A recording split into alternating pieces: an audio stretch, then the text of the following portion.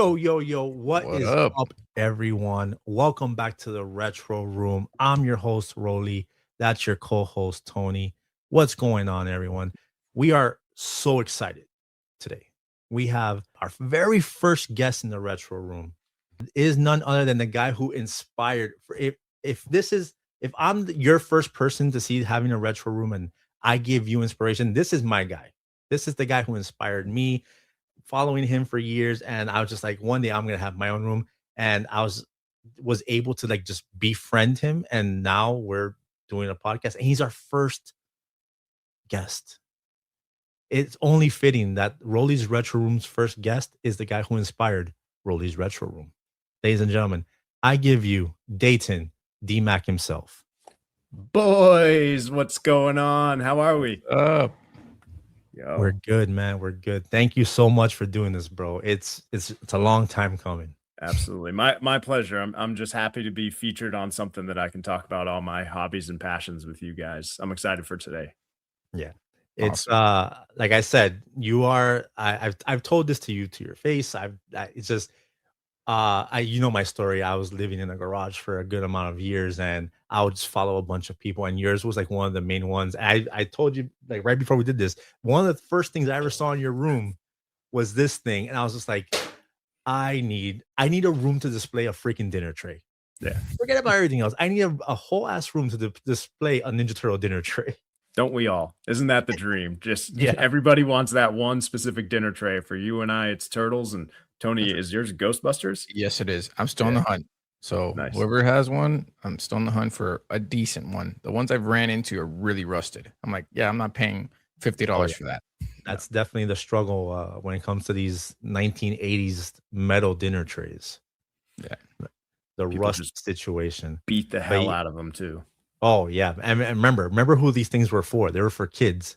So, and if you look at a brand new one, it says like wrapped up. Oh, it's a dinner tray and also a play center for kids to play on top of it. Yeah, I saw the one of the Mario Brothers one. It's literally the same layout. It's a metal freaking tray, bro. If you're leaning on this thing, you're gonna like it. They literally call it like a little play like shelf for you to take with you. I'm surprised the one that you guys have survived, to be honest with you. Yeah, right? Yeah, it's crazy. Yeah, his is in pretty good condition. This one, I'm telling you, I ran some that looks like somebody like just straight up like wiped their ass with it. Like they're just fucking gross, Bad. rusted. You can like tell like the legs. Some didn't even have the legs on them anymore. But I found a really good one. But yeah, man, I'm super excited to have you on here, dude. An analogy I told somebody, and again, to take this however you take it. You know how like in the Last Dance, they asked Kobe, "Oh, who would win in a match between you and him?" He's like, "Look, man, you don't get me without him." Like, so Yep. in this analogy, you're Jordan and I'm Kobe. Oh, no. Well, I appreciate it. It's always nice to be a little bit of inspiration for some people. That's kind of one of the reasons I started doing social media. I was like, this room's pretty cool. I bet other people would think it would be cool too. And you had messaged me years and years ago, Rolly, but every other day, every couple of days, I get a small message from somebody. It's like, hey, how'd you hide your wires? Or where'd you get that? Could you give me some advice on this? To the best of my ability, I always try to respond to 99% of people because I was that person once that I was reaching out to people that had 50, 100, 200,000 followers because I was nobody and I didn't understand the game of social media. And it is a game. And you got to learn the new rules every couple of months. Oh, I'm sure. We're learning them every day. I are. just got a massive lesson a day ago from Dustin from Super Retro. So trust me, I'm learning every day. Isn't it fun though to learn? And it's so fun, and everyone's so cool and open, and like it's just an awesome community to be a part of. Yep, I totally agree with that. A lot of people that I first contacted 3 or 4 years ago, I still talk to nearly every day and help each other out. We try to help each other grow channels or get some sort of deal from brand partnerships. I've had people say, should I respond to this, to an email from this brand? And I was like, I would change this word. I would ask for more. And it's just really cool that it's like, I'm not pissy that someone didn't give me that brand deal. Or my favorite is talking to people. It's like, hey, so-and-so just reached out to me. And they're like, oh, they reached out to me too. I asked for $400 and I was like, what the hell? They only gave me $200 over here. Those are the best stories. I really love them. And there's another guy saying, "You guys are getting paid?" Yes. And I'm like, dude, ask for money. They will give you money. That's crazy. But yeah, man, again, it's awesome having you on here. Typically what we do in our intro is we shoot the shit a little bit, and you and I are very big thrifters. And we go over our hauls, like what we picked up in the thrift stores. So mine's is pretty small. For the sake of the episode, I don't want to get too much into it. What I do have is these, and I actually did a post on them, and it's a bunch of Goosebumps books. Oh, nice. And if you'll notice, these have like a little holographic shine to them. Oh my God, I remember those. And the reasoning is these are exclusively the versions where you get to choose your own path. So you'll be reading the story, and at the end of the page, it says, okay, do you want to stay in the cabin? Go to page 9. If you want to go outside and see what that noise was, go to page 20. And you go basically just choosing which way you want to go. So with that said, you could literally end the book after reading 6 pages. I was just going to say that. Yeah. I would always choose the one that I would get through 4 pages and be like, well, that was silly. And I go right back to the start. Yeah. Yep. Do you want to go investigate that noise outside, or do you want to put your blanket over your head and go to sleep? Okay, let's put the blanket, and the end. Yeah, that's it. Book's done. So, and the other thing I have, just real quick, it's an early Valentine's Day gift from my lady, and it's a Ninja Turtle coloring book. Nice. You know, I didn't have all the turtle stuff that I have, and you would think I didn't have a coloring book. And you best believe I'm cutting that bad boy out and putting it on my door. Oh, I'm sure. For sure. Dope. Very cool. You know, coloring is very therapeutic nowadays, apparently, according to my girl does it all the time. She has like these elaborate, like flower looking ones and stuff like that. And I'm like, man, I should have bought that coloring book. And of course, anytime I say anything like that, she fucking puts like a pin drop, and she's like, oh, I'm gonna remember that. And then she'll go and get it. That's most of my turtle toys. It was her pin dropping and surprising me with them. Yeah. Nice. I'm the worst at giving gifts. I don't remember any of that, bro. Neither do I. I had to start learning that because of her. Because I'm like, okay, she's doing this. So anytime she mentions anything, I'm just like, what was the name of that book? Yeah, that sounds interesting. Google, save. Oh, okay. Dude, I started writing down on my notes to be like, boop, boop, boop. Okay, because I'm gonna forget. Oh, it's like a machine. It's like a shredder machine. It goes in here and it goes into the machine. That's it. It's gone. Yep. Same. So Dayton, you have any pickups this week? So I got a couple of different things. I'm back into physical media, and now I'm doing cassettes, CDs, records, VHS. So I did get a bunch of stuff yesterday, but the coolest thing that I got was a DVD. So this DVD is 1,000 classic commercials. That is awesome. And the back of it says, well-known household brands like Speedy from Alka-Seltzer, the Jolly Green Giant, Barbie, Marlboro, and Chevy. So that's when they showed Marlboro commercials back in the day. Mm-hmm. Wow. With the Cowboys. Yeah. So I did like 30 minutes last night as I was putting together some Lego, and some of them are weird. The one from the 60s, they're like 2 or 3 minutes long. They're black and white. Trips. Dude. Crazy. And I texted a video to my mom because I told her that I picked that up, and she goes, that looks like a horror movie. And I was like, it kind of is. The music that they're playing, but it's really fun to just have on in the background if you're going to be just chilling, hanging out with friends, playing something on one of the other TVs. So that was a good find. Isn't it crazy that now in 2026, things that were just like commercials were super annoying to us when we were kids, like, oh, get back to the show.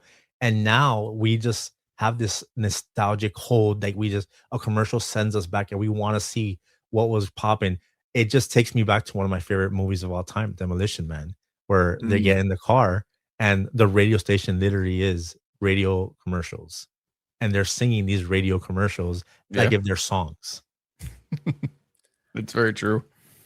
It's so true. And it's like the pizza commercial in the Ninja Turtles VHS.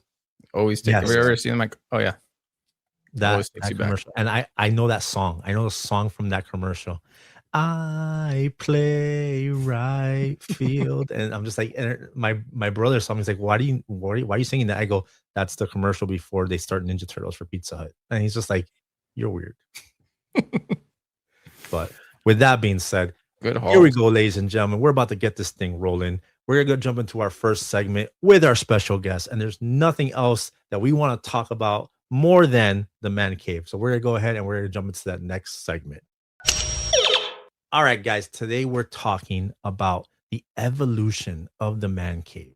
Now, most of us as little boys, we have our little, our bedroom. We have our Ninja Turtle sheets, our Power Ranger sheets. We have maybe a phone that has a cartoon character, a Goofy, a Garfield, a Power Ranger phone. Like we would decorate our bedrooms with everything that we could that was our fandoms. As we grow up, that stays with us. That stays with most of us. It's just we lock into our nostalgia. And while if we're married, we have our bedroom and no, we don't decorate the house. I know in my case, I have not given any influence or direction to decorating my house at all. The only room I control is the retro room. I don't know if that's a fair assessment for you guys or not. Yep. I have a wall. So the rule for mine is nothing is allowed to go up the stairs. As long as it stays down here, you can do whatever you want, but no stair movement. Yeah, exactly.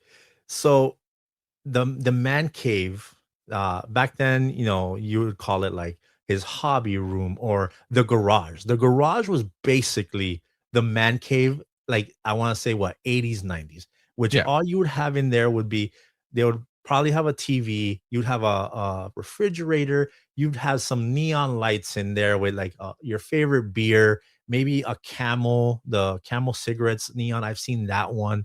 A lot of these like our fathers, our uncles, or even the men before them would do like they would make it look like a garage, like a fancy garage with a bunch of like different, like kind of like this one we have on screen that has like tire companies, gas station pump stuff. And it's just crazy to see as we grow up, as men evolve and get into different things, we bring that with us and we make these shrines. Like we basically would, whatever your fandom is. So, like for instance, Dayton and I, we have multiple fandoms that we celebrate in our rooms. But then you have those people that literally will do one whole ass theme. You'll have a whole Power Ranger room. We know a bunch of people that are just straight up Ninja Turtle rooms. Like there's nothing in that room other than Ninja Turtles. I am friends with a few people that have just Ghostbuster rooms, and those things are crazy. Like proton packs on the wall. They have a closet that has like a sliding pole, but the pole doesn't go anywhere. But they want it to look like the pole from the movie. It's just crazy. And some people have these elaborate rooms. I know Dayton, you have a few people that you're close friends with. If you want to let us know a little bit about them and what they got. Yeah, so a couple of my buddies, we got Cruisin' Retro. I posted a video a couple weeks ago in which I got to raid his basement because he was selling almost his entire collection because he is going to replace everything. He just doesn't have any space anymore. So that was really fun. My other buddy, Alex, who is the Doc Retro, he has a podcast with Cruisin' Retro, which is really cool. Retro Junk, that's a great one as well. That's a vintage store up in Connecticut. My buddy Brandon owns that. He posts all the time. We got Mermaid Skills. She was one of the girls that helped me out like right in the beginning. I had a ton of questions for her. She gave me her phone number and we were talking on the phone. So those are some of my big ones that I started following. And if anybody that's watching, if I missed you, I still love your rooms. That's but like Tony said, in one, out the other into the shredder, right? I just forget everybody that's out there. But a lot of these people I get, inspiration from too. It's not just I want to inspire people, but their stuff inspires me, whether it be toys, games, the way that you do vintage stuff. So all that side right there that you guys are seeing, that's like my retro side. So my CRT, and then pretty much every system that you can really think of, minus a couple, they're all hooked up to that TV. When you flick on the television, whatever game that you turn on, it will automatically turn it on. So everything's ready and rocking and rolling to go. I don't have to worry about switching anything, which was the biggest pain in the butt to set all of that up. I do a pretty good job hiding wires, but it is an all-day event back there pushing that out. Now, I will ask because I think you and I experienced the same thing. When I first did, which by the way, if you're looking at this now and you follow me on any of the socials, you'll probably notice a similarity. I literally have a similar setup where I have my CRT on one side and all my retro consoles hooked up to a switcher. But Yep. when you first started posting and you didn't have the greatest cable management, how many of your comments were like, yo, your cables, it looks Yeah. dope, but dude, your cables. Dude, and you know how I would respond to those people? I was like, "Oh, send me a picture of your game room." Yeah. Yeah, that's right. You don't have one. Some freaking trolls. Yeah, but like it's with anything, right? You get better at it. You understand what looks better aesthetically, not only for you, but posting as well. So I would try something, maybe it wouldn't work, then I'd have to switch around. I have other sections of my room here, so that's like my, ready to go watching movies area. It's got mostly new systems. My wife comes down here. We watch movies, TV shows, football games. We host parties down here. So that's a good section as well. I really like. I also have Power Ranger section, Lord of the Rings section, Pokemon. I'm kind of all over the place, but I'm not one of those collectors where I feel the need to buy every single thing from every single set. If Right. I put it in my hand and I like it, I'm probably going to buy it. So this is my whatever area. It's just all the extra stuff that I didn't really have a place for. So a lot of turtles, some more Power Ranger stuff. I've got obviously Titanus and Dragonzord. Those are unopened. And I was I was actually telling Rolly before this, Tony, I will drink enough beers one night and decide to open those. But it's been 4 or 5 that's years. Dangerous. That's dangerous, bro.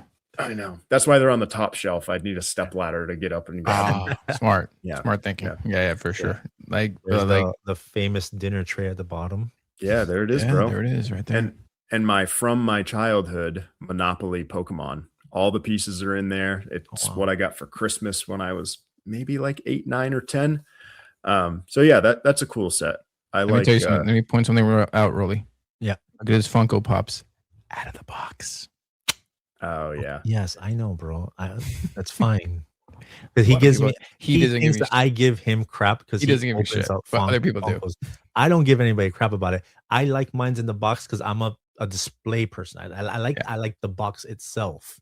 But like all my turtles and Ghostbusters are still in their boxes. But I have like 2 or 3 that are out of their boxes. Yeah, I think I just like if you were okay, I get the saving the box because they're worth something that I get, but they're meant to be displayed, so I like pull them out. I'm like, I like the box for the box itself feels like a display piece. That's why I keep them in the boxes because essentially a Funko isn't.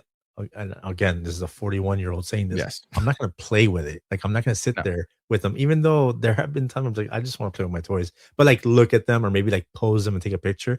But like the Funko essentially isn't an action figure. It's a posable. It's posable art. Well, I guess you could say that about all toys, but it's made for display. And the fact that they make these beautiful boxes with like part of the character on the front, and then they have these funky colors that match the theme. It just feels to me like that should be displayed as well. But moving on. Makes sense. Look at this Power Ranger, baby. This thing right here, like beautiful. I have 2 Red Ranger helmets and I don't have them displayed anywhere. Like hence I told you guys earlier I need to get like some more space, and it's just crazy to me. Like this thing right here looks awesome. Is that a White Ranger glove? Yeah, so it's a white Power Ranger glove controller holder from Lightning Collector. He sent it to me and it's awesome. It's such good quality too. It's so dope. Dope. That section you're it's funny, and no one should compare themselves to anybody. Your shit is your shit. Your thing is awesome. If you have one action figure, if you have a million action figures, your thing is always awesome. Your room, whoever you are and you build your own thing, your room is your own room. So I always joke around when I like another collector like messages me or like comments on my thing, yo, your Power Ranger section is out of hand, dude. That thing looks awesome. Or your Ninja Turtle section. And then I'll go to their page and I'll look. I was like, are you fucking kidding me? Your page is your section. You have a whole ass fucking wall of Power Ranger. Your shit is awesome. I'm a fucking infant compared to you. And they'll literally be like, I'm like, yo, I'm not my section doesn't compare to yours. They're like, nah, man, you have your thing nice and clean. And it's like a mutual thing, like, yo, I respect that you're doing this, and you're thinking everyone has their own style of displaying stuff. And what one thing somebody told me was the fact that your section looks like it's you, like you took the time to make it look like your own thing. It doesn't look like anybody else's. That's what I can appreciate. Yeah, and I appreciate you saying that too, because I always tried to do my own thing. Like I didn't really care what other people were doing, even though I appreciate it. So like just having that big section for me of Power Rangers was awesome because that was my favorite thing when I was a kid. Of That's what I course. rocked with, Us dude. too. That's why we Question: all did karate. what was one, your favorite season, and two, your favorite Ranger? You know, I would probably say season 1. I know that sounds so silly to say, but like No. dude, I don't know, just some of those original ones, like getting to know like the characters a little bit. I would always go back and rewatch those ones. Yeah. Favorite Ranger, can I say Kimberly? I mean, she was awesome, dude. 100%. It's like Yeah, she was 100%. great. That was my first crush as a kid too. Like, how Yeah, can I us not too. love her? Yeah. Yeah. And I always loved any time that anybody was in trouble, she'd always be like, Tommy, and like scream it. Dude, I used to laugh at that as a kid because even when I got a little older, I understood that it was bad acting. So it just made this show more enjoyable to watch for me. Yeah. Power Rangers it's such a staple of my childhood. And I just have a quick question. How long did it take to build this collection? Like how long did it take you roughly? So I think I started in 2020. Okay. And I don't buy a lot of stuff anymore. Like I'm pretty happy with my collection, other than, a couple physical media things here and there. Some of it was gifts for birthdays and Christmases. Some of it was from eBay, Mercari, thrifting, like everything that you guys do. So I just think that people try to rush it too often, yeah. Yeah. and they just buy stuff because they want to, not because it means anything to them. So Right. I just cleared out a bunch of stuff from my room a couple of weeks ago, and some of the things just didn't mean anything to me. Yeah. So typically what I do is I'll ask like my nieces, my nephews, my godson, like any of my friends' kids. I'm like, you guys want this stuff? I don't have the time to sell it. It's not that expensive anyways. If your kids will play with it, please take it off my hands. Yeah. So then I can buy more. Exactly. That's great. no, And you said you collect physical media too. I saw this. Yeah. So this is new. I just put this little setup together maybe 2, 3, 4 weeks ago. So I've got a TV. I have a 8-track cassette and record player there on the left-hand side, which is awesome. My parents were Nice. DJs for a very long time. So I grew up around music, grew up in DJ studios. I used to do commercials for the radio station. So I love music. I listen to pretty much anything minus country. Sorry for all you country fans out there. I'm It's there just with you, bro. not my thing. Yeah. Hip hop. I love 80s rock, like Oh, yeah. Boston, ELO. But then I like the harder stuff from the 80s, Metallica, AC/DC, Guns N' Roses as well. So this is just like DVDs, VHS. I have a bunch of cassettes as well.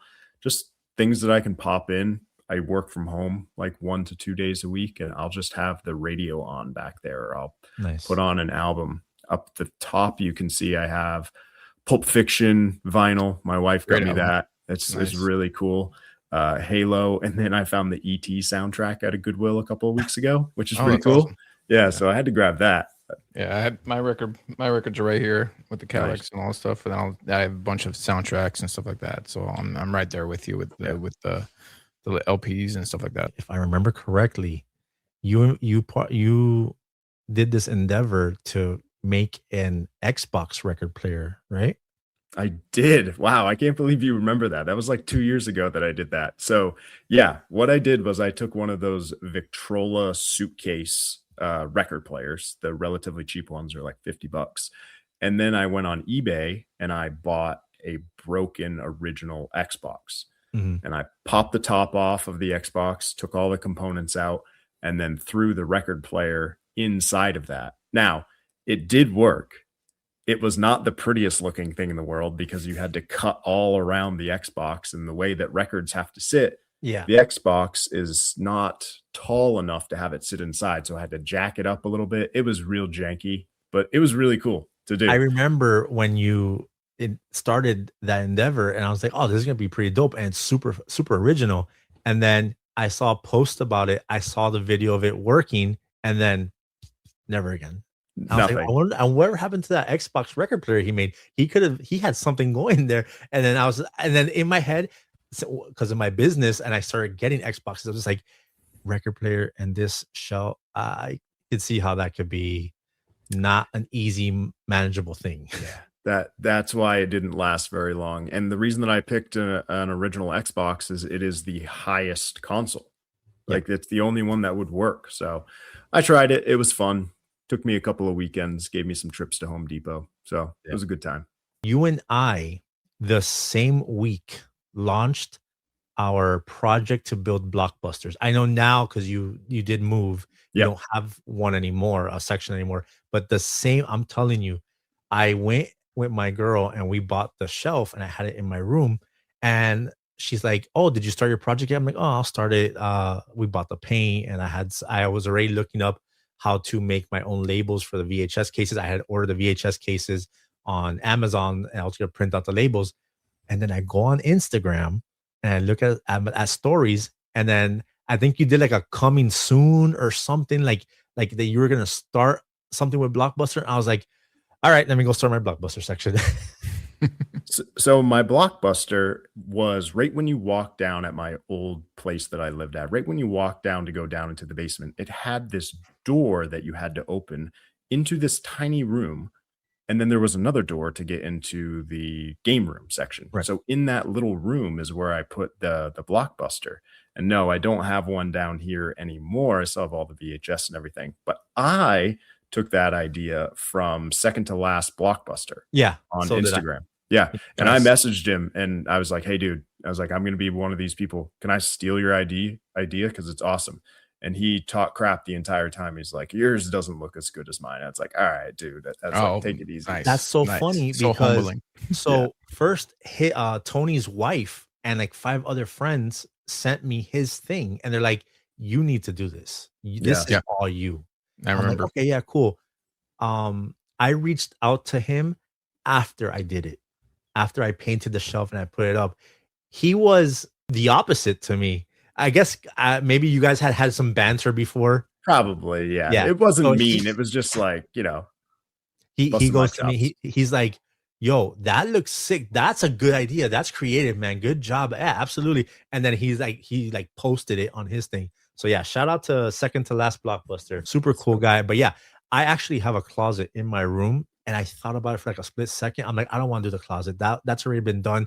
But I am doing bookshelves. So I want to, it's the only bookshelf. And that's the bookshelf that gets the most like clout. Like the one that everyone asks me about. Hey, what paint did you use? What color code was it? How did you get the, like this and this, that, all this stuff? Oh, the labels. Did you get those VHS cases and stuff like that? And I'm just like, I'll tell them, here's the link. This is where I got the format.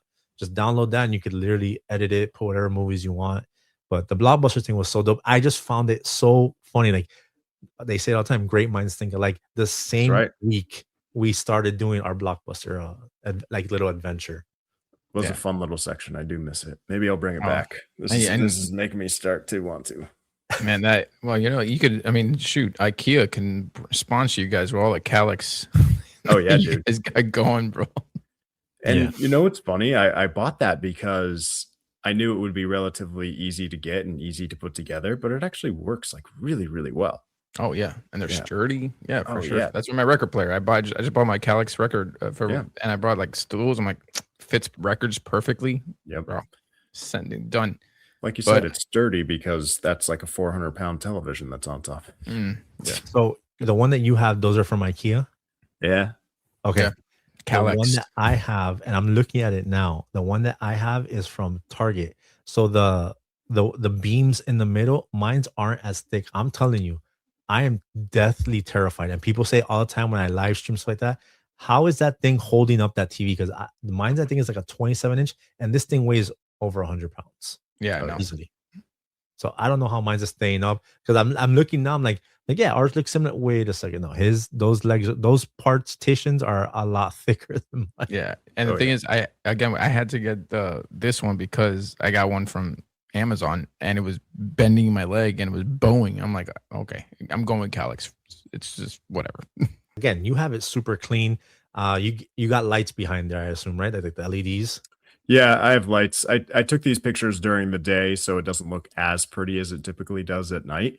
But yeah, man, there's lights behind everything, all controlled on my phone. I'm actually going to change the lights in the ceiling to Mhm. Govee ones as well in the next couple of weeks. Nice. To just have everything kind of like, Tony wants a movie room. When I watch movies, I have the camera on the television tell everything what color to be. Like that's really Nice. neat. Yeah.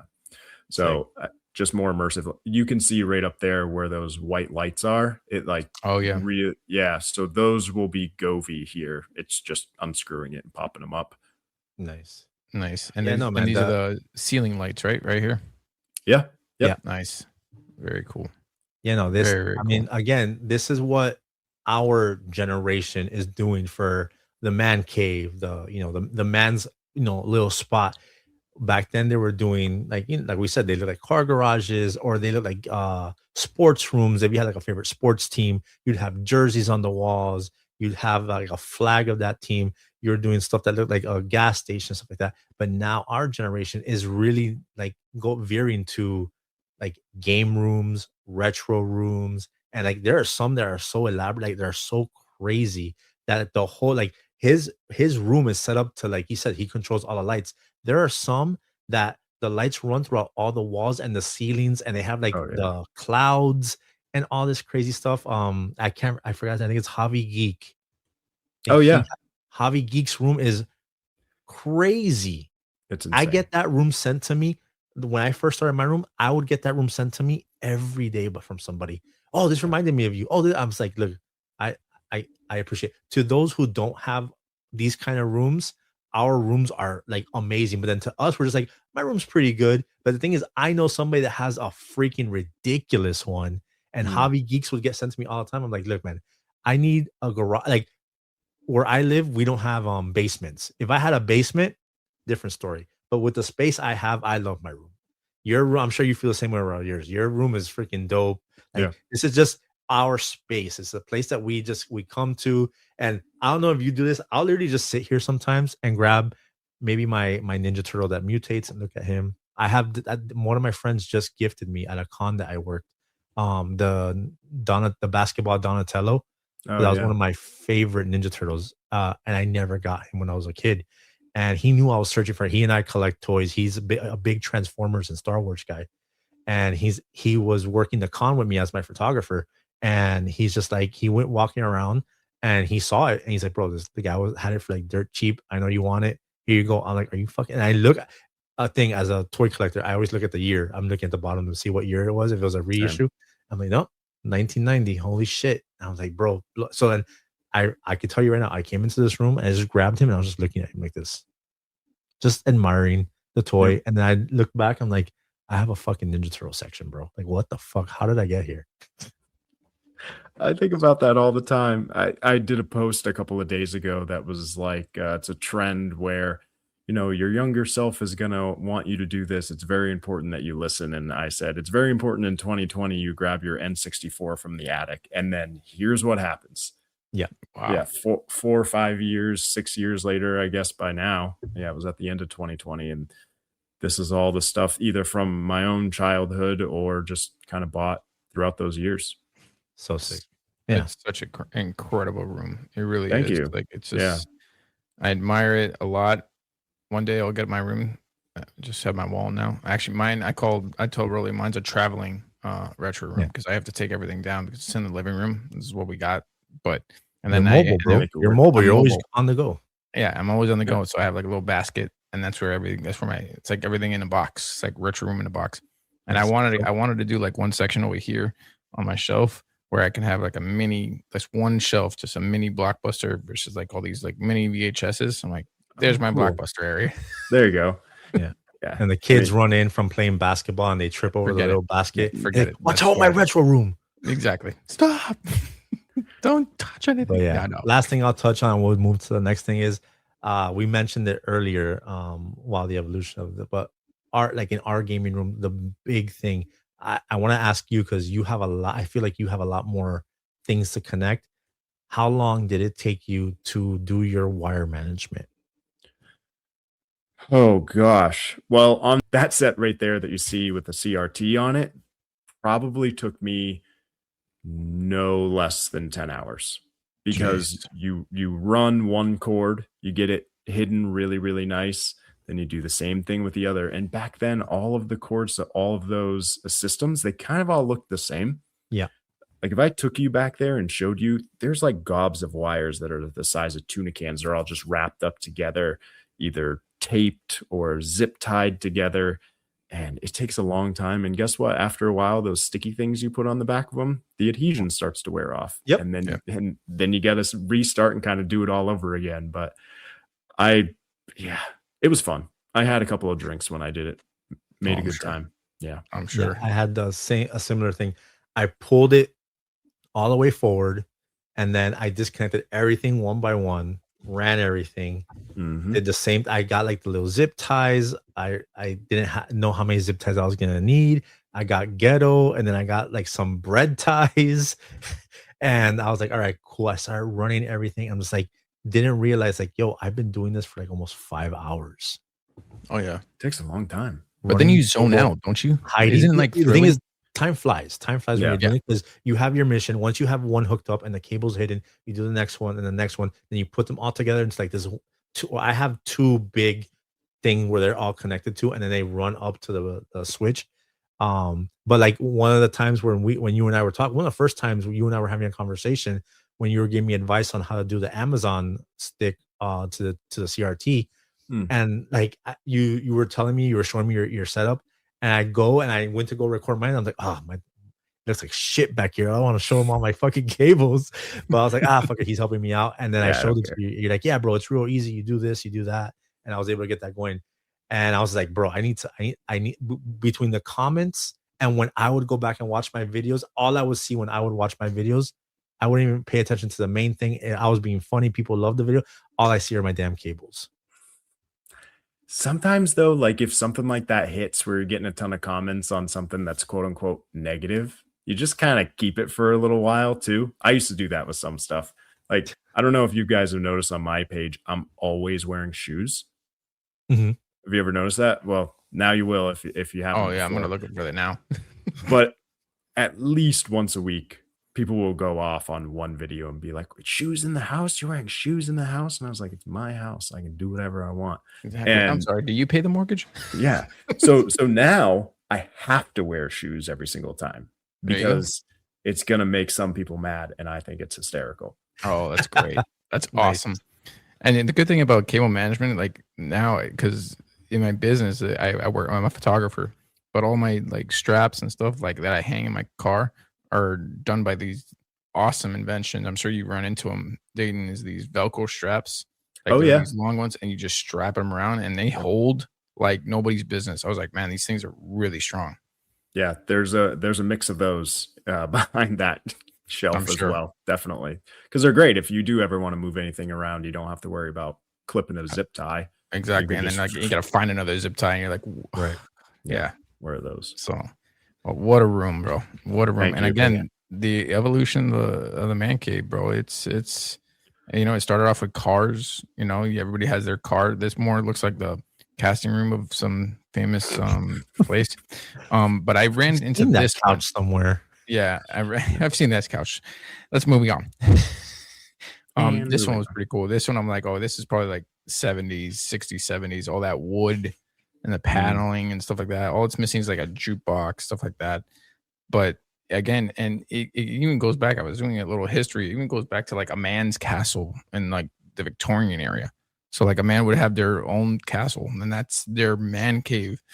And not to say anything that it's only for men. Like you said, there's a couple of women out there that have their own, A bunch. women I'm cave friends and with stuff like that. so many like women on Instagram and TikTok that they have. I think they're calling it their she cave, Yeah, and they that's have like awesome. 2000 themes, 90s themes. They have all the Tiger Beat posters of dudes on the wall for like Jonathan Taylor Thomas, Heath Ledger, and stuff like that. We're not the dudes aren't the only ones doing this. The ladies are partaking, and for the most part, women have better organization than men do, and their stuff looks way nicer and way cleaner than ours. So Yeah.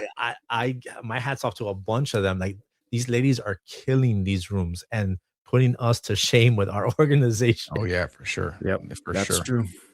And like I've seen some that and granted, and it's not retro stuff, but they call it a she shed, and they'll have like a shed or whatever while they're like, you know, a knitting or a book club or a or really your girl has a library. She has one. Yeah. Well, I was telling that to Dayton today. Yeah. Yeah, she has an office and she has her library, and he's like, oh, so she has 2 rooms. I'm like, yeah, that's how it goes. Yep, that seems about right. 2 to 1. That's Tony a 2 to 1 ratio. Tony said she shed. I've heard it a she shack. Oh, look at that. Yeah, see. So we all had 3 different things that we kind of called it, but yeah, she shack is what I've heard too. It's like, oh, that's interesting. The man cave you would have like a host of a party, and then in basements, it would be like a bar, because I mean, a lot of men drink. You know, bar, or like the tiki thing too. Yeah, the tiki hut. It's who you are represents you, and this represents us, and that's why I love all this stuff. You know, there's DBZ, One Piece, Death Note. I see people that have crazy anime rooms, but I wonder how the evolution. I'm interested and very excited to see, because technology is only going to get better with just what we could put in here and how we could elevate lighting and stuff like that. Like, you would have never thought in 1995 that we were going to have video games and arcade rooms with LED strips behind them lighting up a room. Yeah. You know, we just made ourselves Chuck E. Cheese's. That's what we did. Yeah, I think that's basically 100%. This right here is the wall where you could choose your toy with your tokens. Yeah. Yes, exactly. That's dope. That's perfect explanation right there. But yeah, guys, that is the segment. This one went long, but yo, I mean, come on, like, did you see this guy's room? Come on. Yeah, this is where I'm actually sitting right now. So nice. It's great because I do a lot of reports, so I need the 2 monitors kind of stacked like that because I use a lot of data from one and pull it down. Very minimalist because I do work there right now. Yeah, it's a mess, but I love this look. I love the lights in the background. This is how, if I had to work from home, this is what I would do, because I'm a video editor / photographer. So this would be like my dream setup as far as like. Hold on. Stop discrediting yourself. He is a 7-time Jesus Christ Emmy-winning editor. Whoa.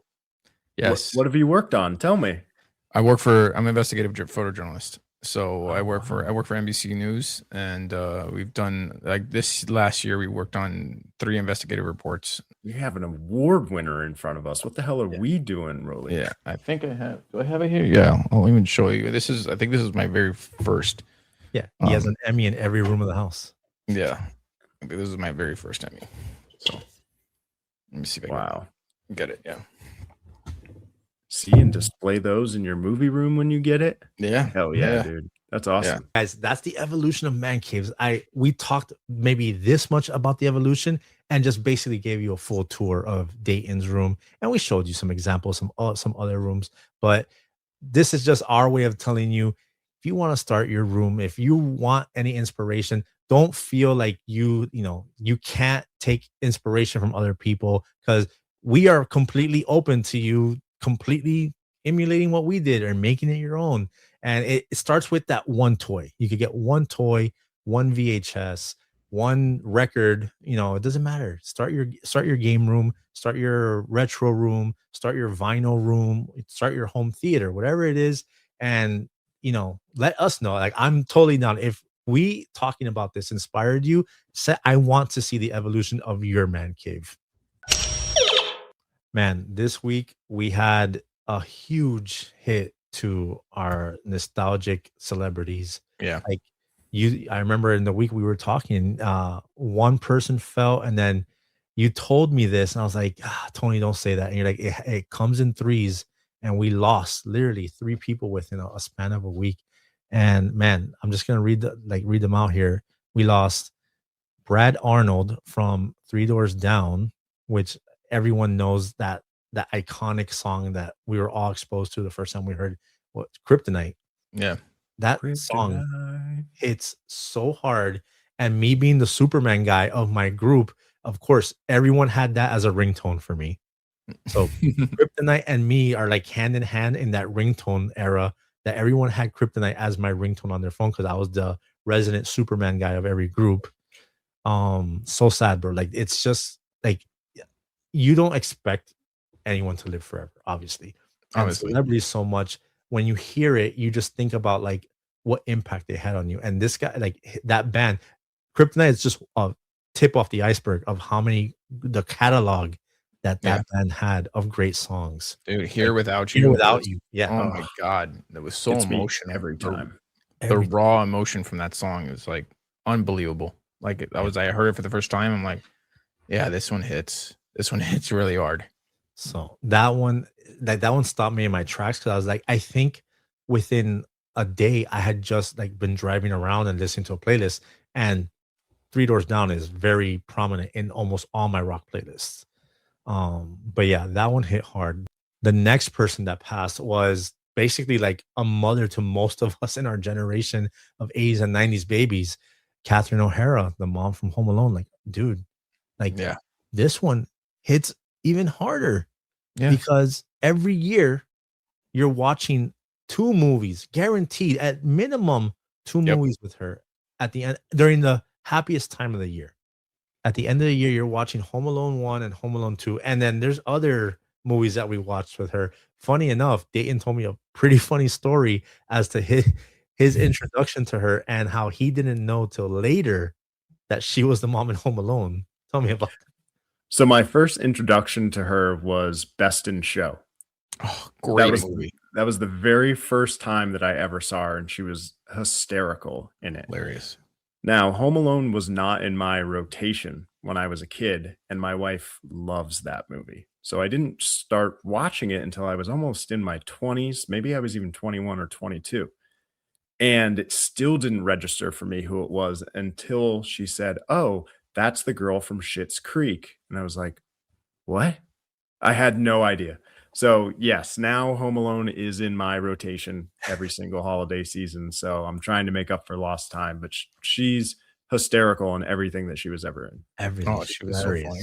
Yeah, she was so, and she comes from that Canadian comedy group, SCTV, with a lot of heavy hitters. John Candy, that whole Eugene Levy, like the whole Canada comedy scene came out with some heavy comedic hitters. And that's where she came out of. And she was hysterical on Schitt's Creek. Hysterical. Oh, absolutely. David. She David. And I can never pinpoint what kind of accent she was doing. She was just riffing of an accent of something that wasn't a direct accent from anywhere. Yeah. And she would make everybody laugh and break character. If you saw the bloopers with Schitt's Creek, she would break everybody. That's how, like, what a comedic genius that she was. You guys see Macaulay's posts that he put up on Threads about her? Yeah, that hit me hard. Yeah, he thought he had more time with her. Yep. Yeah. And she was there when he got his Walk of Fame last year. Yeah, like his Star Walk of Fame. All the people that he's had in his life, celebrity wise and stuff like that, he's like, I need my mom there. I think that was his direct quote. Like, I need my mom there. Mm-hmm. Wow. And then yesterday, man, was this one hits home hits hard for all us millennials, and that's no other than James Vanderbeek, man. The Mox, bro. That one, that one hit, man. Such a young age, and I couldn't believe it.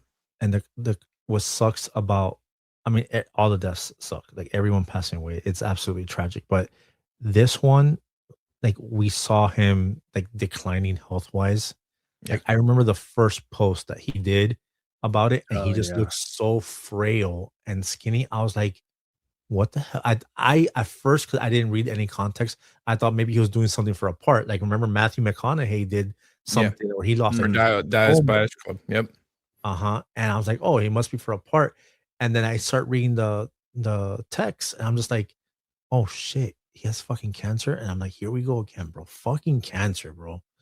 And it broke me that day. I was just like, no, and my trauma with cancer and people. Yeah. Like I've lost quite a few people to it, and I'm just like, he has to make it through. Like he has the funds to be able to get the top people to help him get through this. Like he has to get through it. And he was such a positive person about it, how he was going to get through it. He would talk about things that inspired him, and he would just talk about happiness. Like his post once this started happening and he was trying to like deflect any negativity. He was just talking about like how grateful he is that he gets to do what he does every day, how he's impacted so many people. I'm just like, bro, just please get through. And if I'm not mistaken, he like was in remission.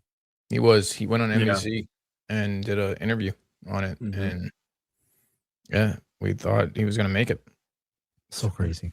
And the impact that, I mean, again, all three of us, we experienced him in mostly the same things. Obviously, my first introduction to him was Dawson's Creek. Yeah. Didn't directly watch Dawson's Creek. My girlfriend in high school would watch it, so I absorbed it through osmosis. And I was like, okay, I would watch Buffy, and then Dawson's Creek would come on. But then he came out in I think one of our favorite fucking football movies. Yep, absolutely. Varsity Blues. And this movie just killed. This is a staple sports 90s movies. We talk about 90s movies here all the time. And this is just one of those like foundational movies that if you're a 90s kid and you watch sports movie, this is on your list. This was the Friday Night Lights before Friday Night Lights, man. Like you guys remember when that movie came out? And it's like, do you guys remember when Varsity Blues came out? That was the original. Yeah. Yep, that was the original. I think Peter Berg saw that and he's like, oh, I can do that for real though, with a real football story. And I'm like, okay, yeah, sure. But this still was the first. So let's not downgrade this one. So none. Did you guys ever watch that show that he did where he played Diplo? What would Diplo do? James Vanderbeek? No, I didn't. You guys know who Diplo is, though, right? The EDM guy. So he did this one season thing that was all about Diplo's life, and James Vanderbeek played Diplo in it.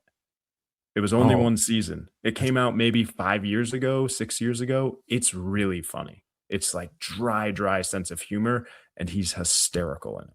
I gotta check it out. I do remember him coming out with, and I'm sure you guys know this, he came out with like a short film where he was trying to find Tommy. It was like a Power Rangers film. Do y'all remember that? Oh yeah. He was Rocky. He was Rocky, yeah. And he was like a bad guy. He was trying to find Tommy. Where's Tommy? It was, and it was like I think they were trying to get like a funding for a movie or something. Mm-hmm. Yep. So crazy. But yeah, man, we just want to, send our respects and prayers to the families. I mean, it's so crazy. The year, we're in the second month of the year, and in 1 week we lost these three people. And I think in total, we've like in the last 2 months, we've lost like maybe like 8 or 9 people. Yeah. From when we grew up. Yeah. But yeah, rest in peace to these iconic nostalgic legends. I have to ask this because I've been seeing a lot of posts lately. I follow a lot of like nostalgic pages and stuff like that. And a lot of people are like posting pictures on skates, right? And I beg to ask this question because I did a birthday party for my 40th, and I did like basically I redid my 10th birthday, right? And come to find, I was into rollerblading. So I came with my rollerblades, and so many people came with quads. And I was like, bro, why are you getting those? So I have a question. Are you guys team blades or team quads? I'm blades, man. I always had blades and every single pad that you could put on my body, helmet. I was looking like the Marshmallow Man out there, but dude, I always had blades, never quads. Growing up, I was blades all the way. And I mean, look at this blade. It just screams the 90s. And I started off on literally the brand Rollerblade. And as I got better and better, I became like an aggressive skater. And then I ended up having aggressive skates and stuff like that. But I was definitely blades. But in my older age, I'm actually like wanted to delve in with quads. And I'll show you a little, video later, and you'll see how well I did. But yeah, I definitely was blades growing up. And I've kind of transitioned to quads as I'm older. So these rollerblades right here are actually the rollerblades I had when I was in like elementary school. I found this image. It took a while to find because I literally had to like prompt black rollerblades with neon green accents and a purple tongue. And it gave me a bunch of other ones. And finally, I found this one, the City Heat Junior rollerblades from Van. I think it's Van Flex. Bro, I like immediately remember all the days of Hot Wheels with these rollerblades on. And the thing is, these rollerblades back then were only you're only gliding with them if you're on a roller rink. Correct. I would try to skate with these on the street, and my kind of God. what I told you guys earlier, it was clack, clack, clack, clack. But yeah, I was blades all the way. And again, what inspired me to even consider to rollerblade was the Mighty Ducks. Yeah. I watched the Mighty Ducks and I was just like, that looks dope. I need a pair of rollerblades. And then what even instilled me wanting to do tricks on rollerblades, I'm sure you're gonna know this, Power Rangers, the opening scene. The opening scene of the movie. When they're just skating around, doing flips, jumping over stuff, and I'm just like, come on, now I need color coordinated blades. I need all white blades with like red wheels or blue wheels to be like the Power Rangers. And I was just like, yeah, and they just look, to me, they look cooler. The boot, it looks like a snowboarding kind of boot. Yeah. And then you got the blade under it. It just looks so dope. And back then I was just like, oh man, quads, those are like what the old people use. No, I want rollerblades. My cousin Orly, he had those, and he would do all this funky stuff. Like he'd be there dancing and doing the whole thing, like standing still but moving around. And then they would do like synchronized stuff at Hot Wheels. I'm just like, yeah, that looks kind of cool. Those are the ones I had when I was a teenager. The Bauer ones. The Bauers. I scoured the internet to find that image because it's not a lot of them out there. But that green Bauer one, again, I wanted something that was a little more like color, like a solid color. So, and those didn't have a brake on them. Like that was like my statement that like, I don't need a back brake. I could stop on my own, like on my own steam. Unlike the guy from the Mighty Ducks that represented us from Miami, who couldn't stop. Yeah, exactly. Yeah, no. And then I think the aggressive skates that I had, like these were essentially these were the skates I had. These are the K2s, the K2 fatties, and I destroyed these things. But man, that was the extent of my rollerblades, and it was ramps, half pipes, grinding. I wasn't very good because I wasn't very coordinated, but I held my own. And I remember they had this ramp at a mall, Sunset Place.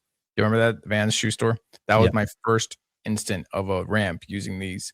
And I went with like my friends growing up, and Camilo went and all that stuff. So that was our very first instant, doing a half pipe. But yeah, that's how essentially I was in my, old age. I think I'm a quad person. You can see like, my aunt got us quads this Christmas. And so so I did a little thing around it, just kind of, I did pretty good. I held my own. I was like, okay. I was trying to do the little moves, the little dances. Outfit is what makes the whole video. What? The outfit is what makes the whole video. Oh yeah, of course. Dude, Tony's got moves. Yep. There you go. Walk.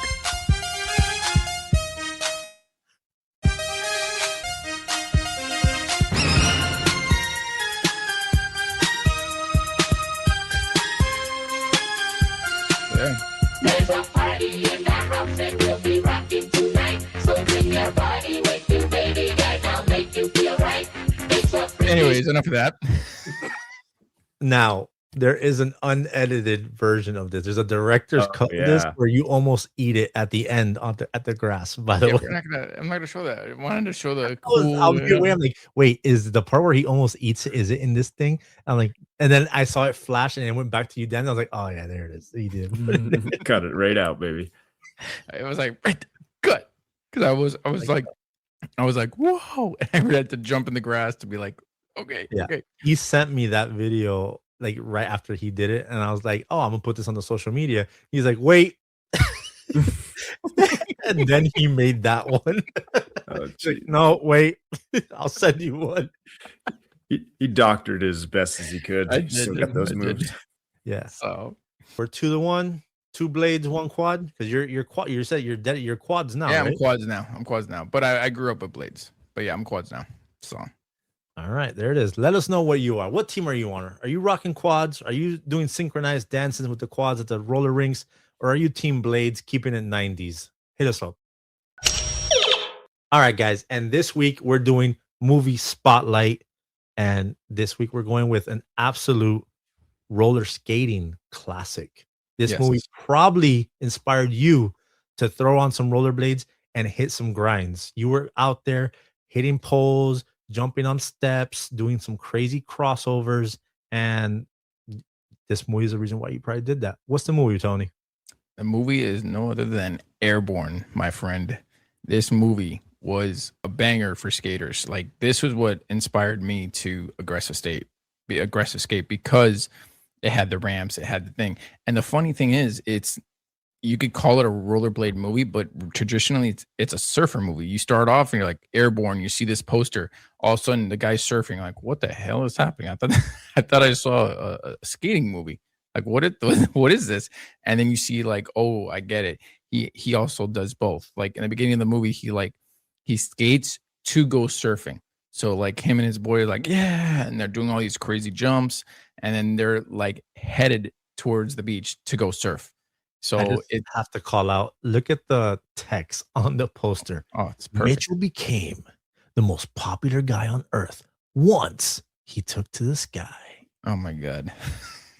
And that's exactly how the announcer would say it when you walk into the theater. Like, the trailer is great. I know we're gonna watch it, but that voice in there, hell dude, yeah, dude. Yeah, we're about to watch it now. Like this trailer, bro. It is something else. Because again, you look at trailers now, they don't have a 90s voice, guys. They don't have But the in the 90s. They're not They using did. In a world. Yeah. Let me tell you what styling is. The perfect session. A-frame wave, ground swell, spitting out salt water in your face, doing a 360 without a bounce. I call it the consciousness razor. Mitchell's life was a California dream. Until he woke up in Cincinnati. What do you think? It's wild, right? We're just so excited about having you here. Slow down a little bit, Wiley. Hands on Kevin, too.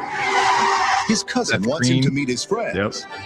That's pretty What do I know you Black. from? Jack He Black. used to flush my head in the urinals. They're an interesting bunch. I could be Elvis. It's possible. I really like to sleep, and I like Nintendo. There he is. They all want Mitchell to feel right at home. And if it wasn't for Nikki, How are you? You must be getting pretty homesick, huh? Not right now. he'd have no reason to stay. Hey, I'm gonna throw up. For the next 6 months, his days of sun, sand, and surf have been put on ice. In a city where no There one it is, bro. understands Look him, at that. I need traffic, smog, heat waves. who would have thought he'd become a hero by doing what he does best? Been challenged by the preps to a little skating race. We thought maybe you want to skate on our team. No. He has one chance to prove himself. And he's the one who has what it takes to put them over the top. Look at that thing. Airborne. I think I'm starting to like Cincinnati. Cinema. Cinema. Pure Absolutely. cinema. I was Exactly. waiting for the announcer guy to say he didn't become cool until he went airborne. Dude, this guy. Dude, and it's a Disney trailer because the movie is not like that at all. Like, it's like kind of like, oh man, he's like a bummer, his parents are not there, whatever, and it's like, and he's trying to do his best like to fit in, and you know, his cousin's kind of a dork, so he's not like, that's Seth Green, so he's not that popular, so he's trying to, he thinks he's one of those guys, he thinks he's cool, but he's not. And eventually, like, they kind of befriend him and realize, oh, he's a really good skater, we can use him on our hockey team, our street hockey team. And because he tries the ice hockey and he's not that good, but he does the street hockey and it's like, oh yeah, he's really good, and we could use him on our team. And then there's this rivalry at the end, and then there's this like massive race that they go down this massive hill called Devil's Backbone. And it's like, oh, okay, that sounds And throughout the entire thing, it's like they're battling it out and then pushing each other off and all this stuff. But again, this movie was not really this played off like a Disney movie trailer. I think that was the same guy that did the trailer Disney looks movies. very bubbly and fucking It's like, not bubbly. campy, but then like the tone of the movie is actually a lot more like coming of age and that kind of stuff. Yeah. I loved it in 90s movies. The whole plot is always everything was going well for Tony until, and it's like, wait, what? And then Exactly. that's every movie from the 90s. And that's exactly what that was. It's like he lived the perfect life on the beach. Yep. And it's like, the turning point is he has to live in Cincinnati.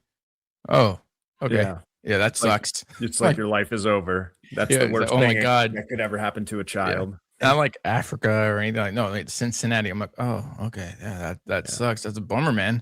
That's a big bummer. Like it was, but in the end, like there's this one guy who like he ends up dating this girl, Nikki, but then the Nikki is the sister of his like bully that hates him. So he has like this dilemma that like that's the dilemma of the movie. He's like, oh crap, I gotta go win this guy over to have his sister's heart and all this other stuff. So it's it's crazy. It's crazy. It's a good movie and for its time, I think if you watch it now, it's pretty good. But like some tidbits, Chris Edwards was the professional skater and he won a couple of X Game medals. He was actually one of the first aggressive skaters or that won gold in the X Games.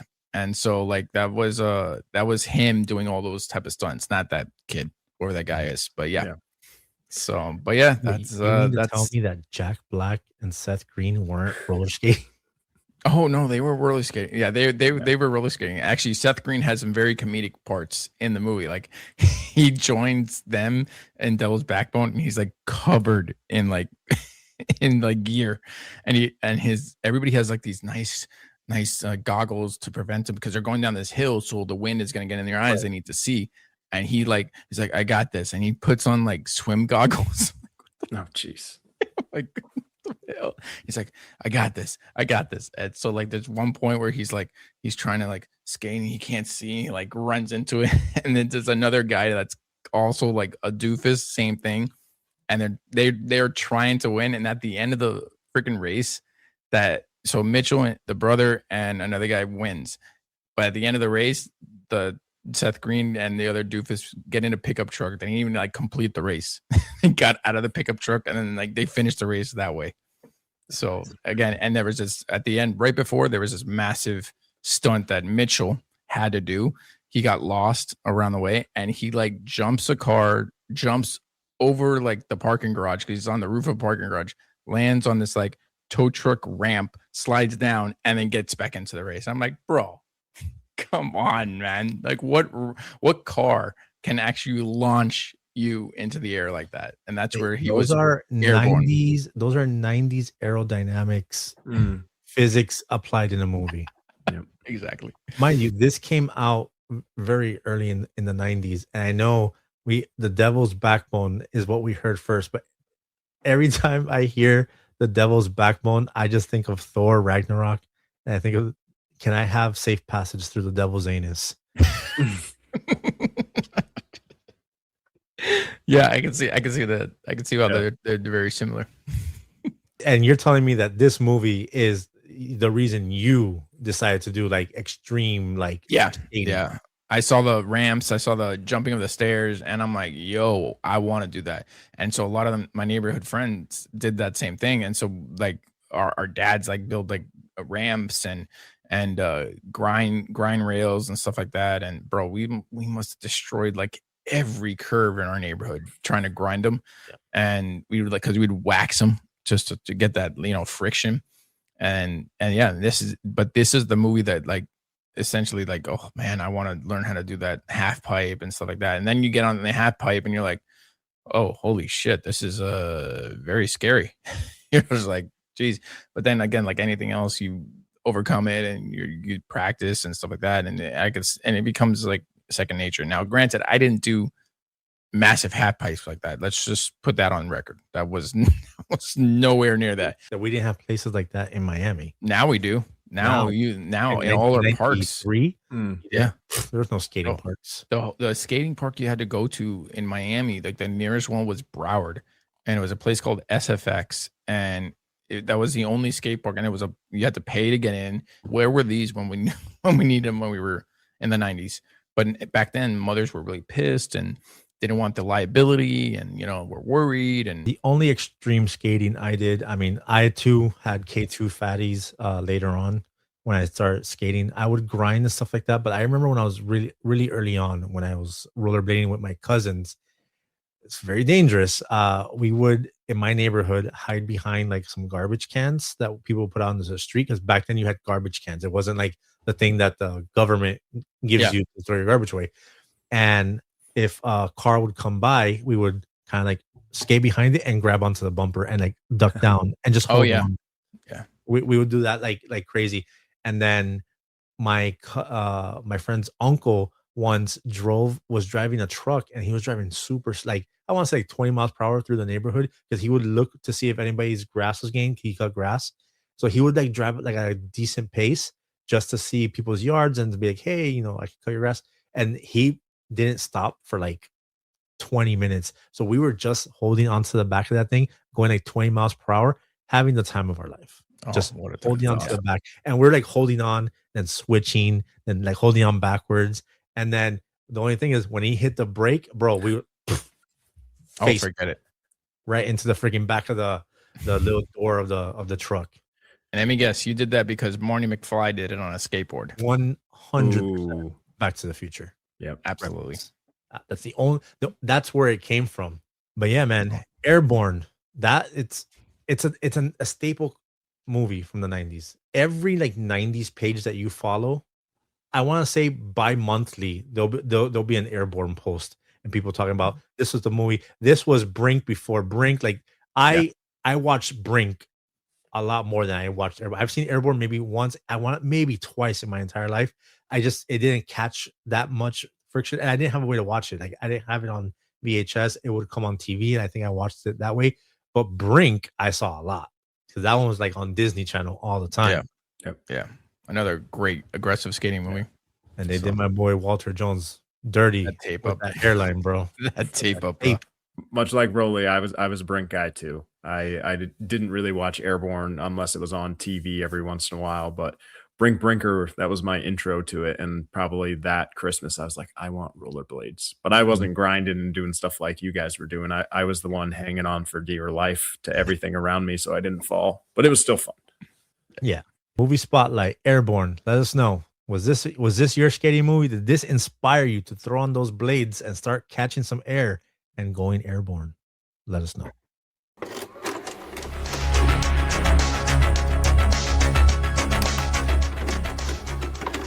You know how we end the show, and our boy has to stick around to give us his insight and check out these memes with us. This is the memes of the week, brought to you by Rolly's Retro Room. So let's not waste any time. Throw up that first meme. Let's do it. Okay. So I have to say, I've been wanting to put this one on here for a while, but we kept having other memes come in, and this one would just get pushed back on our list. And I was like, I have to do it because the reason is this was sent to me by over like 30 people. And most of those people went to elementary school or middle school or high school with me. Some of them thought that it was my retro page posting it. And they're like, I thought this was you. And I'm like, oh shit. Yeah, granted, I had this shirt. So let me read the meme for those listening. The meme reads, if you grew up in the 90s, either you or a friend had this exact shirt. Ladies and gentlemen, this is a grail shirt for me right now. I've been after this shirt for a while. It is the Criss Cross Looney Tunes shirt with Bugs Bunny and the Tasmanian Devil. This thing is the thing. It identifies immediately with every 90s kid. Every 90s kid. I had it. Yeah, and I did too. I also like this caption too because it talks about the shirt. Like either you or your friend has the shirt. No, also you or your friend had this exact picture taken on your first day of school. Like I can picture me standing in front of my mother while she took a picture that looked exactly like this. And to tell you, I could see why people thought it was me because when I did wear this shirt, it was middle school. We didn't have uniforms in Miami. They're like we didn't. You could dress however you want. And when I tell you, bro, that's me like waiting for my bus. One strap. I would one strap it in middle strap school. that thing. Mm-hmm. And I would have my G-Shock or my Casio watch that my uncle would give me because I was always been a watch guy. And there's no way you could, if you would have shown me this real quick, I would be like, yo, was that me? Like that, this is all of us. This was all of us. One strapping it with a freaking crisscross Looney Tunes shirt, just there standing with our mom. Oh, let's take a picture. Like you said, it's like the first day of school. And just like, okay, standing. You're just like, all right, let's get this over with, bro. Let's get this over. Yeah. I had mine with a pair of Jinkos, that for sure, with that shirt. Yeah. You know, he laid this shirt out like 3 days before the first day of school too. He put it on his bed, didn't touch it, put the shoes. He's got some fresh like Reeboks on too. He does. Like the pumps, the Ken Griffey's. Yeah. Oh yeah. For sure. For sure. But again, if you grew up in the 90s, you either had this shirt or your friend had this exact shirt. Yeah. And I am currently hunting this shirt down. If you, granted, I could buy a reproduction. I know you're gonna have to buy a because of my sickness of fucking retro.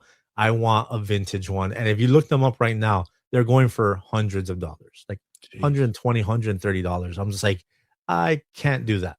But you guys will get lucky at a Goodwill or something. I'm telling you, bro. Some people don't know what they have, bro. Goodwill knows about that. Like they're not putting that on the fucking rack anymore. Bastards. I was just gonna say bastards. Oh, yo, we've all been there. Let's just say that. So this is the second meme. The meme reads, at some point in our childhood, we've all been there. Yeah. Ladies and gentlemen, this is that iconic, and I say iconic because only a handful of people know about this. That cigarette lighter burn from the car that we would, for some reason, push in, then put it against our finger, and it would leave that burnt circular mark. Bro, what was wrong with 90s kids? We were just pyromaniacs. Yeah, man. We liked fire. Sorry. What is? I just thought it looked cool because it would it would turn red.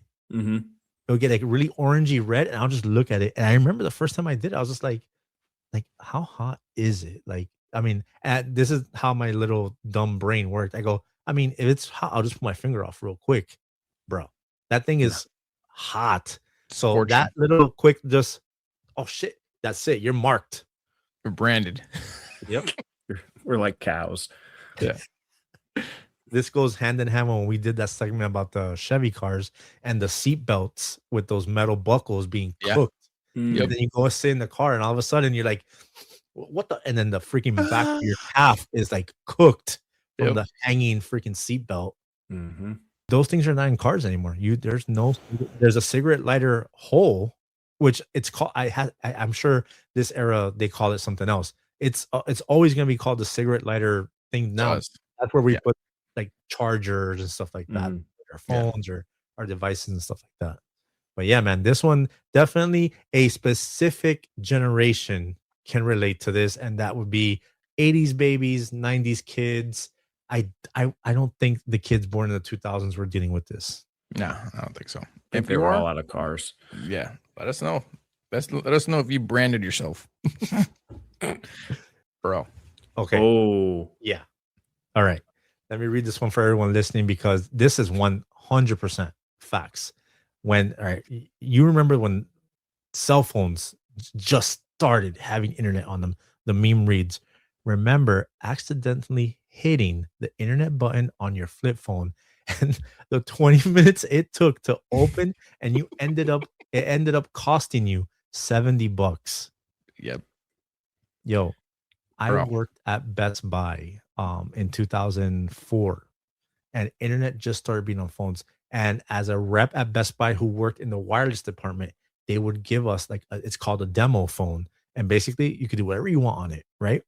And I'm just like, all right, cool. And then, so basically I had my personal phone and I had that phone, and I'll never forget. It was the same. It was a singular blue phone. It was gray and blue. The top part was blue. The bottom part was gray. It was right before the Razor came out, and they were exactly the same. And I put like a sticker on the Best Buy one, so I knew which one it was, so I could do all the free shit on that one. Download ringtones, go on the web browser. Mind you, the web browser was absolute trash. Garbage. Yeah. The sticker terrible. fell off of the fucking phone. Oh no. So I'm just like, wait, where's the? Okay, so it has to be this one because I just used this one right now, and the last call I did was to my brother. It was, but I called him on my personal phone, so I got confused. I grabbed the phone and I start downloading like ringtones. Remember, these aren't song ringtones; these are fucking audio, Yeah. like 8-bit File. kind of 8-bit, sounding, yeah. ringtones on here, and it was like who let the dogs out or something like that. I was just collecting a library of ringtones because the demo phone that they provided you was you didn't pay for it. They paid for it and everything was free. So I was just there bing downloading like a bunch of ringtones. Bro, I downloaded like 5 ringtones on that phone.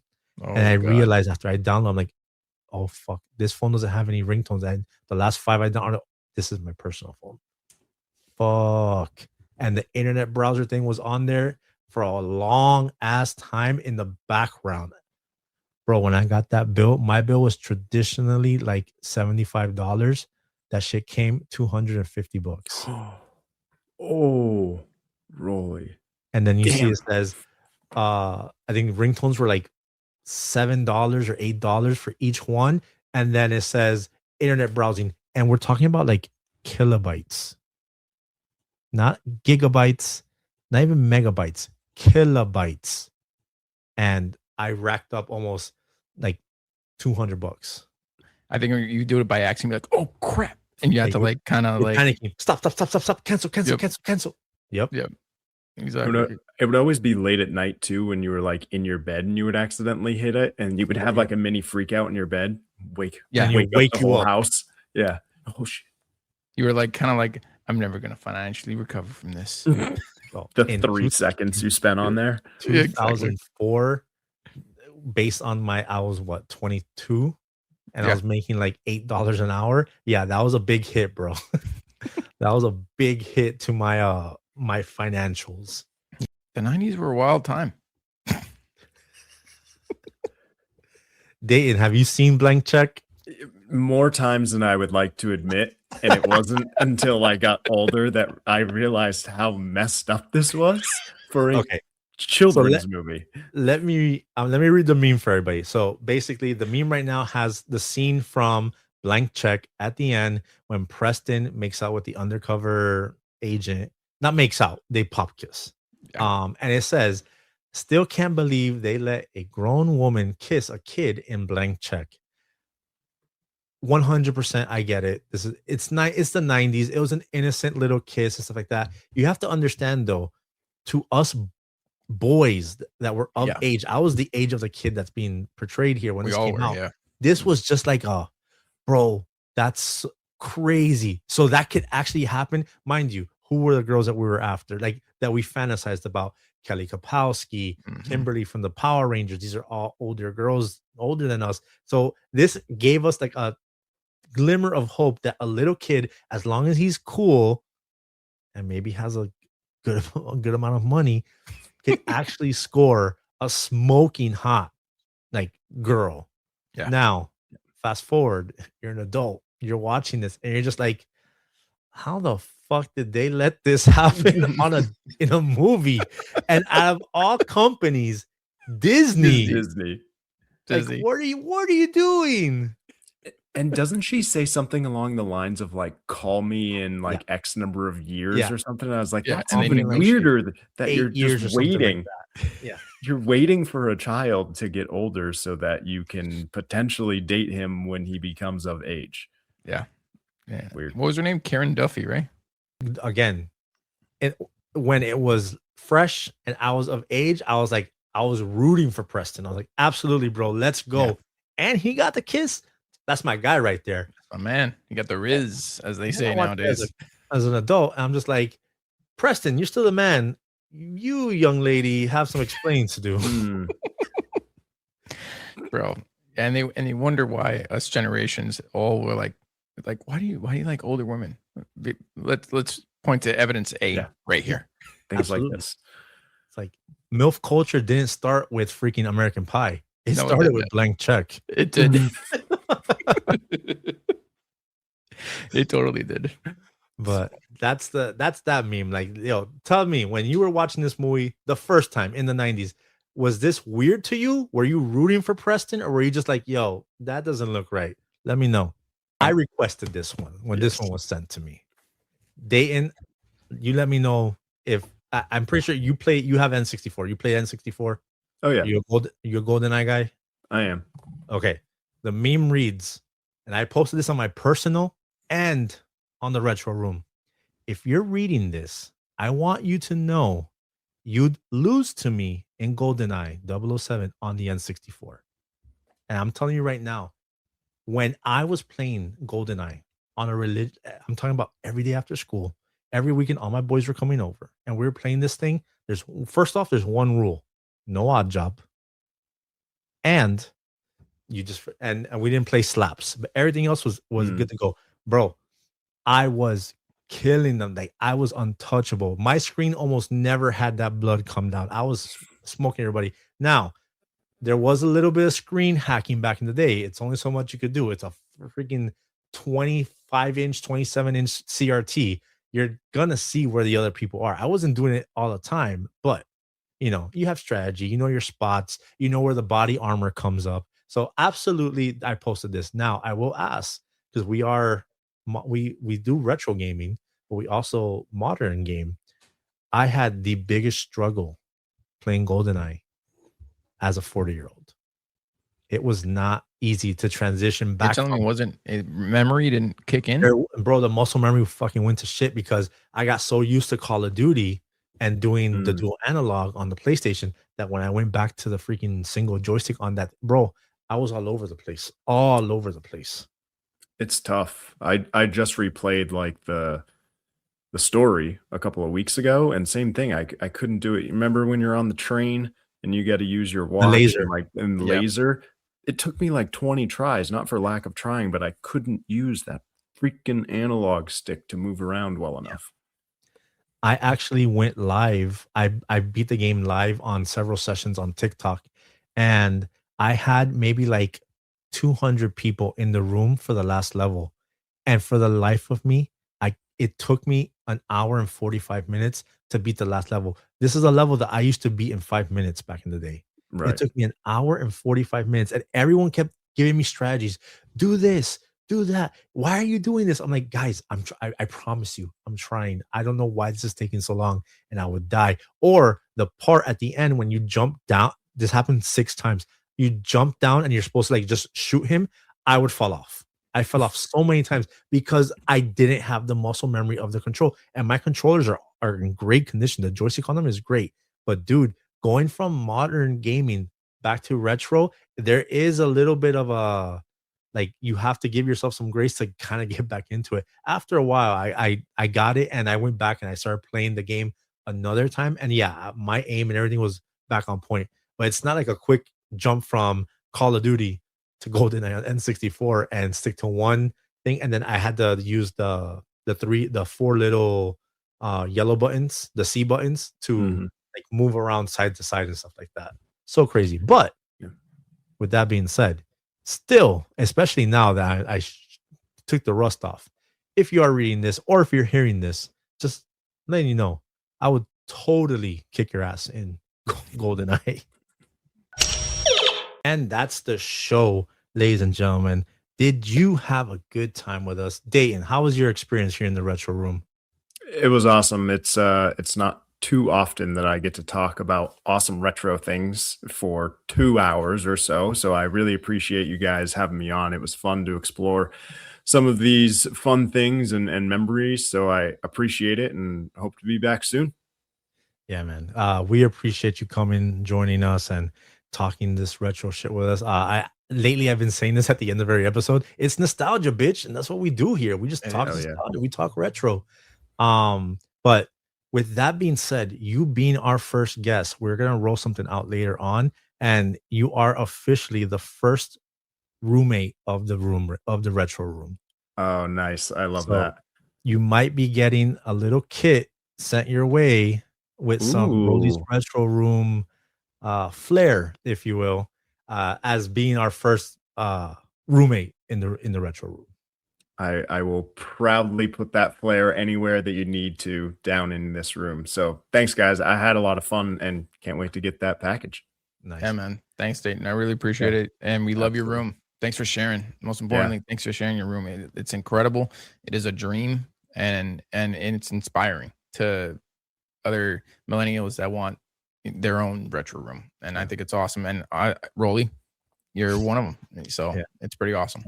I'm telling you, the second we started coming up with segments and we talked about, since I have a retro room, we have to do a segment on man caves. I go, I have to get Dayton on. Like, I have to ask him, see if he's cool, if he's down with it. If not, I don't even know how or who I would want to talk about that with and stuff like that. And when you said yes, I was like asking him, I was just like, yo, he's in, he's down. We got let's do it. Well, I'm glad that you guys reached out. It's always fun to chat, obviously. And, I hope other people listening, if any of us can give you advice on how to make your room, anything that we can give you in order to make it better, or you just want to share some of your stuff in your room, share your thrift hauls. Like, we love to see that stuff. That's what's nice about this, is it's a community. So and now I have 2 more brothers in my household because I'm a roommate now. You're a roommate, bro. Welcome on board. Be getting your Thanks. keys and your VHS Blockbuster set soon. Yeah. But guys, that was the show. I hope this brought you some joy. Again, like Dayton said, this is a community. So if you guys are building your own retro rooms or your own gaming room or your own nostalgic vibes in your room, and you got any questions, you want to know, yo, where did you get the lights? How did you run your wires? How did you do this? Anything, don't hesitate to ask. If they have 500,000 followers or if they have 20 followers, we're all people. Everyone's super cool in that community. It's such a dope vibe. Everyone's so open and willing to help. It's awesome. I love this community. That does it, guys. So Dayton, thanks for being the first guest we have on here. It's been an absolute pleasure, absolute honor having you on here. Guys, if you do want to participate with the show, like I say all the time, we do have our Instagrams, where my Instagram is Rolly's Retro Room and my TikTok's the same. Tony is Tony and Retro. Please give DMAC a follow on Instagram. It's Dmacgames on Instagram, Facebook, TikTok, YouTube. It's all the same. DMACGAMES. We'll put the links in the description. And if you guys want to reach out to the podcast, show us your hauls, show us your retro room, or just give us any kind of feedback, or reach out to us and get a shout out.